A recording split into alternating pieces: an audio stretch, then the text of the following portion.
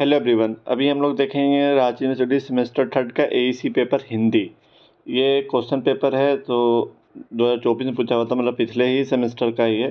सो चलिए मैं आप लोगों को इसमें एक्सप्लेनेशन करूँगा और बताऊँगा कि कैसे क्वेश्चंस एग्ज़ाम में आ रहे हैं और आप कैसे तैयारी करके जा सकते हैं अगले नेक्स्ट एग्ज़ाम के लिए।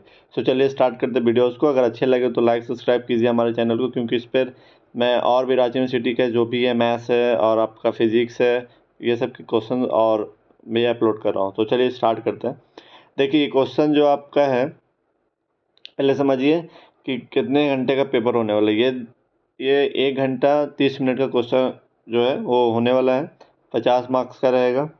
इसके बाद देखिए पहला जो क्वेश्चन है इसमें आएगा, तो इसमें आंसर करना ऑल क्वेश्चंस को। तो पहला क्वेश्चन बोल रहा है कि, चलिए क्वेश्चन को देखते हैं। निम्नलिखित में सही विकल्प का चयन कीजिए। तो ये आपका पहला क्वेश्चन में देखिए क ख ग घ कैसे क्वेश्चन रहेगा, पांचों रहेगा, 5 में ऑब्जेक्टिव है, एक आपको सिलेक्ट करना है। सो यहाँ पे क्वेश्चन बोल रहा है यदि निबंध भास्कर के रचनाकार का नाम लिखिए। ठीक है, रचनाकार का नाम लिखना है, तो इसमें जो आपका आंसर होगा वो होगा डी, इसी मतलब कि सेकेंड। आपका हो गया सेकेंड है डॉक्टर श्याम नंदन शास्त्री, ये नहीं होने वाला। डॉक्टर वचन देव, ये भी नहीं होने वाला। आपका होगा थर्ड नंबर वासुदेव नंदन प्रसाद, ये आप याद रख लीजिए। उसके बाद है वर्ण के कितने भेद होते हैं। वर्ण के 2 भेद हैं, स्वर्ण वर्ण और व्यंजन वर्ण। तो इसमें आपका आंसर हो जाएगा, इसका भी थर्ड नंबर हो जाएगा। उसके बाद अब आपका है आंखों में धूल झोंकना। देखिए ये मुहावरा जैसा बोला कि बोलते हैं ना, आंखों में धूल झोंकना। जैसे मम्मी पापा के लिए हम लोग, आप हम भी स्टूडेंट जब हैं, आप भी एक स्टूडेंट है, तो उसमें क्या करते हैं, आंखों में धूल झोंकते हैं ना कि जा रहा हूँ पढ़ने, वहाँ जाके आप लोग क्रिकेट खेल रहे हैं, है ना, कोई कहीं पार्क में बैठ रहा। तो ये सब आंख धूल झोंकना, इसका मतलब क्या होता है, धोखा देना। मतलब अब मम्मी पापा को धोखा दे रहे हैं। और उसके बाद घ नंबर बोल रहा है कारक के कितने भेद होते हैं। कारक के 8 भेद होते हैं, तो ये आप याद रख लीजिए। आधुनिक हिंदी व्याकरण और रचना के रचनाकार को चुनिए। बोल रहा है आधुनिक हिंदी व्याकरण और रचना के रचनाकार को चुनिए। तो ये आपका आंसर होगा वासुदेव नंदन प्रसाद। तो आप इसको याद कर लीजिए। उसके बाद है सेकेंड नंबर क्वेश्चन बोला, देखिए 10 नंबर का क्वेश्चन है। बोल रहा है कि निम्नलिखित गद्यांश का उचित वार्षिक देकर संक्षेपण करे। तो कि संक्षेपण करना है, मीन्स संक्षेपण मतलब होता है कि अगर आपको कोई 10 लाइन दिया है, ठीक है, तो 10 लाइन दिया, इसमें से 3 लाइन में लिखिए पूरे भी जो भी दिया हुआ वाक्य, जो भी सेंटेंस है या फिर जो भी गद्यांश दिया हुआ है, उसमें आपको लिखना पड़ेगा। 10 लाइन है तो उसमें 3 लाइन। तो उसमें एक चीज़ याद रखना है कि सब कुछ एकदम सही सही होना चाहिए।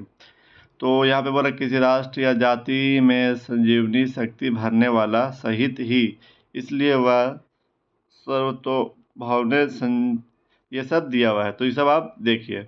इसके बाद है question number third. Question number third बोलता है कि निम्नलिखित में से किसी एक पंक्ति का पल्लवन कीजिए। देखिए पंक्ति का पल्लवन करना, पल्लवन का मतलब होता है विस्तार करना, यानी कि पूरे इन डिटेल में लिखना सब कुछ, लेकिन उसमें कोई भी सेंटेंस या कुछ भी वाक्य रिपीट नहीं होना चाहिए और एकदम सबका करेक्ट करेक्ट निकलना चाहिए। तो ये आपका होता है पल्लवन का ये। जैसे उज्जवल उधर अधजल गगरी छलकत जाए, जैसे बोलते हैं कि ना आधा गगरी जो होता है वो छलकत जाए। तो बहुत सारे लोग बोलते हैं ना, जिसको कम नॉलेज होता है वो ज़्यादा बोलता है, तो बोलता है अधजल गगरी छलकत जाए, या फिर जैसी करनी वैसी भरनी। जैसे मूवी वगैरह में भी बोलता है कि जैसी करनी वैसी भरनी। तो मतलब कि जैसा जैसा आप करोगे वैसा आप पाओगे। किसी के साथ दुर्व्यवहार करोगे तो आपके साथ भी दुर्व्यवहार होगा। तो वही है, इसमें से एक पे लिखना है आपको, पल्लवन करना है। क्वेश्चन नंबर 4 बोलता है कि निम्नलिखित में से किसी एक विषय पर निबंध लिखिए। तो निबंध लिखना है नीति शिक्षा की अनिवार्यता, विज्ञान का महत्व, पर्यावरण की रक्षा या फिर स्वतंत्रता दिवस। इस पर आपको एक निबंध लिखना है। तो निबंध है। उसके बाद वाक्य को शुद्ध कीजिए। अब वाक्य को शुद्ध करना है तो ये तो और सिंपल है कि देखिए कितना सिंपल है कि शुद्ध गाय का घी लाओ। तो शुद्ध गाय है तो ये थोड़ी होता है शुद्ध गाय, गाय का शुद्ध घी लाना होगा ना। तो आपका ये का नंबर का आंसर होगा। घा में बोल रहा है कि एक फूलों की माला चाहिए। एक फूलों की नहीं, फूलों की एक माला चाहिए, तो ये होगा। दौड़ता है धावक नहीं, धावक दौड़ता है, इस तरह से। उपन्यास क्या पढ़ेंगे, क्वेश्चन है पूछ रहे थे, किसी से पूछते हैं कि भैया आप क्या खाना खाइएगा, तो उसी तरह से इसमें उपन्यास क्या पढ़ेंगे, नहीं ये गलत है। सही पढ़ने के लिए आपको पढ़ना पड़ेगा कि क्या आप उपन्यास पढ़ेंगे, तो ये आपका होगा। फिर कमरा छात्रों से लबालब भरा, नहीं, छात्रों से कमरा लबालब भरा हुआ, ये आपका वाक्य को सूद करना। तो ये था आपका पीवाई क्यूब का एनालिसिस। अगर इसमें कहीं पर कुछ बताना हो या डॉट हो तो देर कमेंट। अगर वीडियो अच्छा लगे तो लाइक सब्सक्राइब कीजिए। Okay, thank you.